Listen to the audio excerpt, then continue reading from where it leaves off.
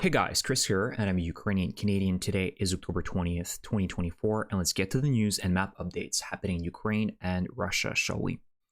Let's discuss the map updates on the front line, and I'll go first in Donbass, where there's been some changes. So, as you can see in the last few days, Russia's been pushing, again, very heavily here, and there is not a moment where Russia isn't pushing here. Unfortunately, they still have a lot of momentum, a lot of capabilities. And as you can see in the last few days, they've gained some ground around the area of Kurakhivka, south of Pokrovsk.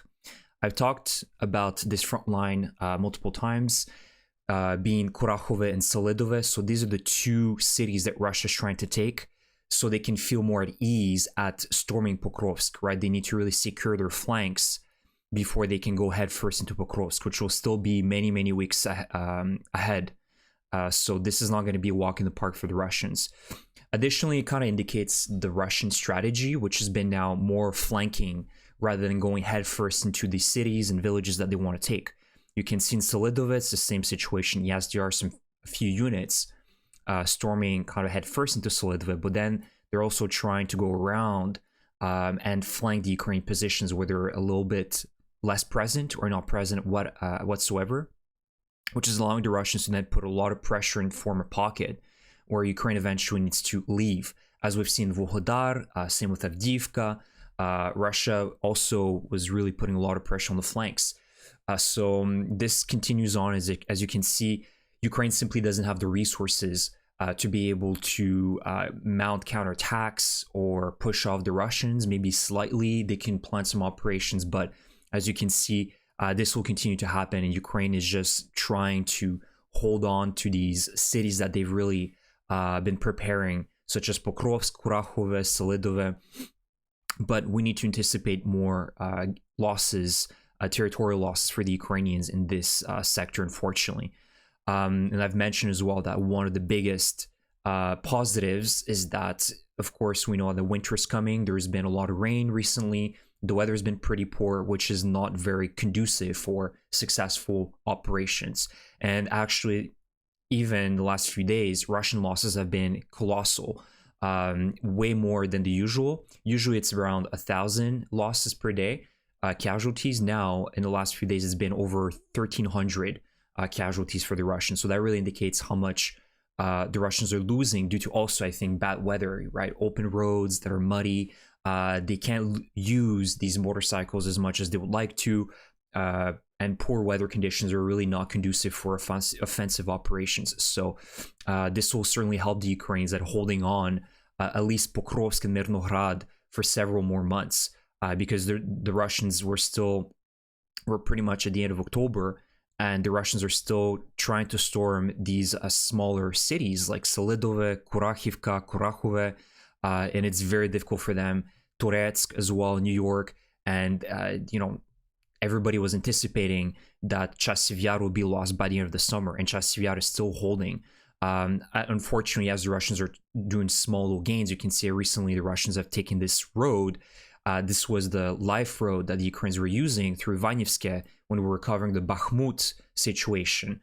So you can see the Russians have made some small gains here, but Chasiv Yar is still holding despite the numerous Russian offensives here, the overwhelming advantage of artillery and the Air Force constantly dropping glide bombs on Ukraine positions. So I'm very optimistic for the winter, and it will be very bloody for the Russians, and Ukraine simply doesn't have a choice.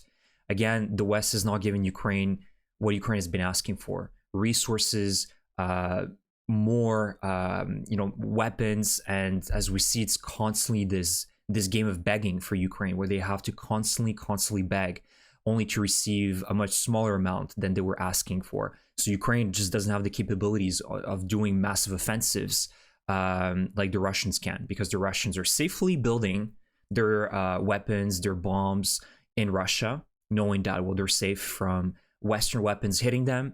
They're also collaborating heavily with China, Iran, North Korea. We'll cover that in the next slides. But you guys can see Russia has an advantage because they also are safely operating from Russia. Ukraine can only target them with UAVs. But imagine if Ukraine could actually strike Russian plants, airfields, military bases, command centers, various important buildings and administrative buildings with ATACMS. Storm Shadows, Taurus missiles, Tomahawks, right? That would be a huge game changer. And yet the West is denying this disadvantage for Ukraine, even though they have thousands of these missiles and bombs combined. So that's very unfortunate, but I'm very optimistic that in the long run, Ukraine will be able to exhaust Russia, because there's no way that Russia will be able to continue pushing like this for another 2.5, 3 years. With the staggering amount of losses, Russia alone will be exhausted.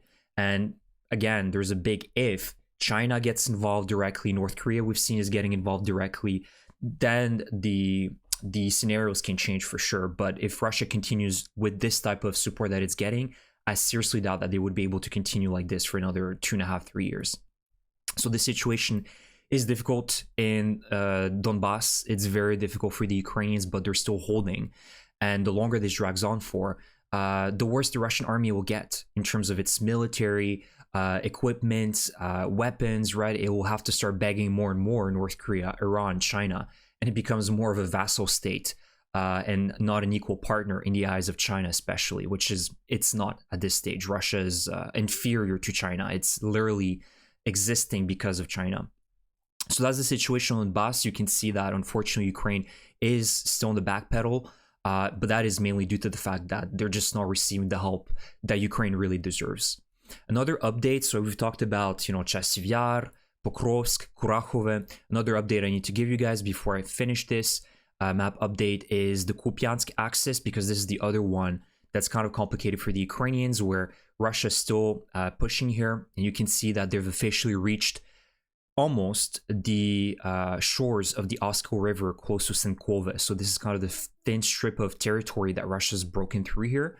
And I believe that they're trying to really put a lot of pressure on Kupiansk. So after, we should be anticipating the Russians to really start pushing north and try to perhaps start pushing also on this main highway, which will be extremely difficult for them.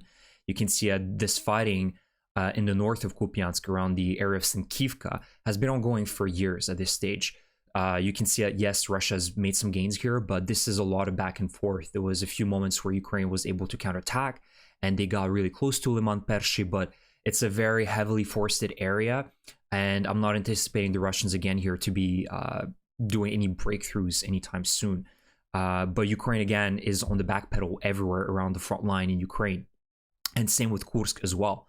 Ukraine, if we're talking about Kursk as well, yes, they've gained a lot of territory, but it was expected that Ukraine would not be able to continue putting the pressure. And I've mentioned this in the beginning of August, that we need to anticipate the Ukrainians to stop at a certain point and try to hold on to the territory. So it's the same situation around Kursk, where Ukraine is essentially on the defensive as well, trying to hold off the Russian attacks. And I think part of the strategy here, which has been mentioned in the past, is really trying to draw as many Russian brigades away from Donbass into Kursk, which has been quite successful. You can see Russia has moved a lot of troops from other occupied areas in Ukraine to try to retake Kursk, and now they have to fight against Ukrainian defenses, which is a huge thing on Russian territory. So this has accomplished a lot of things.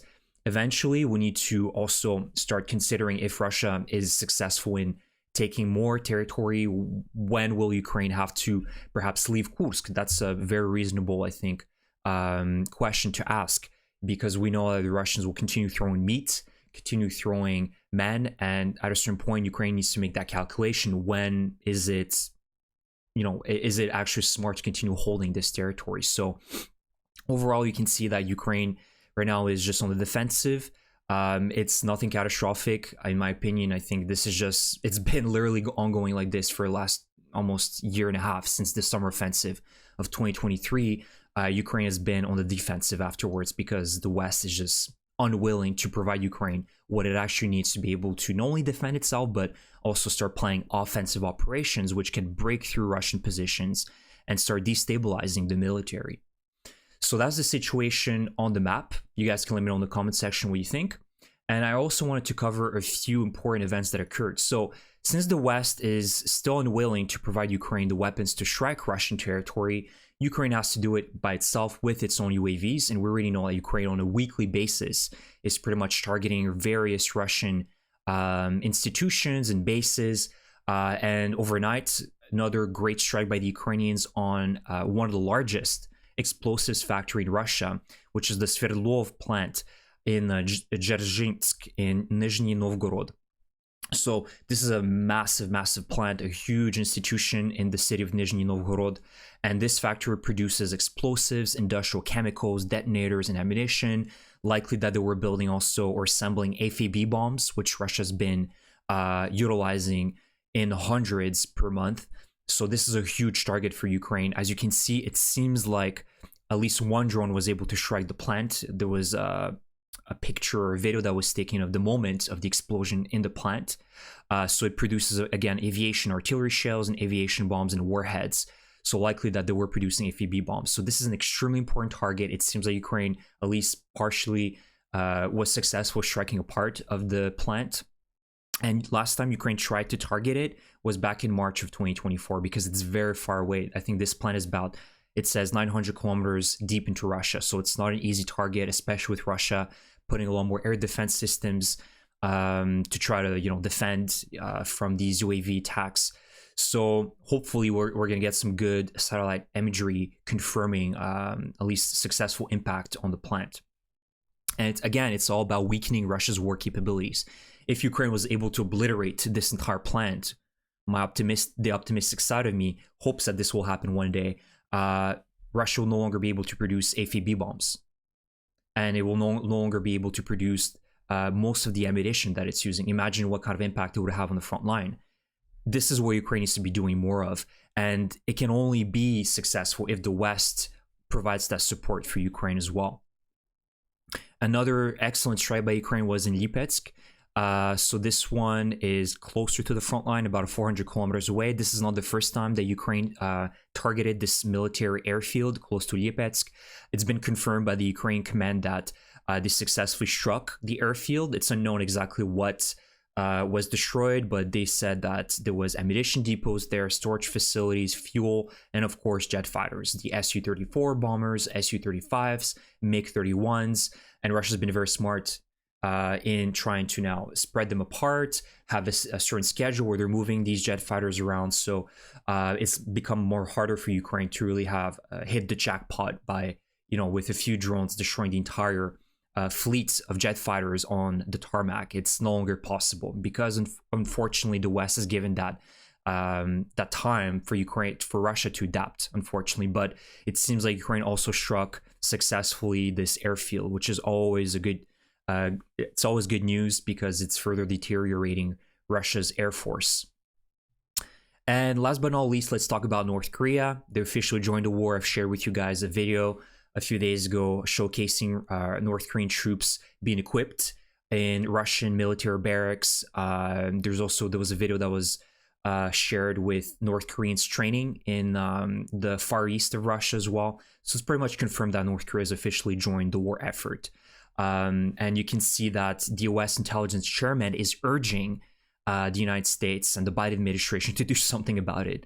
And he's basically mentioning that the United States needs to respond immediately to these reports and this situation developing. And I'm also optimistic that this will occur after the US elections in November, because otherwise Biden's de-escalation policy will be seen as a total disaster, which it is. At this stage, he has been unable to deter any of the wars that have been ongoing in the Middle East. Of course, in Ukraine, we have more pressure from China in the Pacific. I mean, it's been a total disaster, and this will be his last chance after the US elections in November to really leave the office with dignity and respect if he takes the right decisions, right? Giving more weapons to Ukraine. We're not talking about just small packages of $400 million, but let's send Ukraine 300 Bradleys over the next month, and another 300 in the next month, right? Like giving permission to Ukraine to use American long-range missiles and NATO as well, being more decisive and providing Ukraine the Taurus and Storm Shadows and Scalps so they can strike Russian territory. More sanctions on Russia, responding directly to the threats of North Korea against South Korea. There's a lot of things that the West can do that it's not currently doing. So if he doesn't do that, the world will remember him as just a weak president that failed in deterring the axis of evil, just like in World War II with Wilt Chamberlain and all the other European politicians that thought that they could make a deal with Hitler. So you can see that just one little update is that it's been confirmed by Budanov and also South Korean intelligence agencies that when we're talking about North Korea, there could be up to 11,000 North Korean troops that will be ready to fight in November against Ukrainian troops. Budanov is mentioning that the first 2,600 soldiers will be deployed in Kursk region. So it's not like they're going to be in Ukraine right away, but it's very possible that some other units will be utilized in Ukrainian territory. It's completely, I think, logical as well for Russia to utilize them there. So that's the video for today, guys. I hope you enjoyed my update. We've talked a lot about the map updates, the changes, but I'm really hoping if there is one key takeaway here that after the US elections in November, finally, we get some, we can excel. The right person is elected, and the NATO and the United States feel confident in providing the help for Ukraine, because otherwise, you guys know what's coming, and it's not going to be pretty. A global conflict could start if NATO and the US continue acting like we can find a solution to this that is not through strength, right? More discussions, more talks, more, having more meetings and calls with Putin and Xi Jinping and all the other dictators, and we'll find a solution. It's just not going to happen. And I think that the more they continue with this approach, the closer we are to really a disaster on this planet. Thank you so much for your support. If you want to help the Ukrainian military, there is a link below to the Sternenko Rusori's drone fund. So please help out the Ukrainian soldiers in flying these FPV drones and eliminating Russian occupiers on Ukrainian territory. Huge thank you. Slava Ukraini.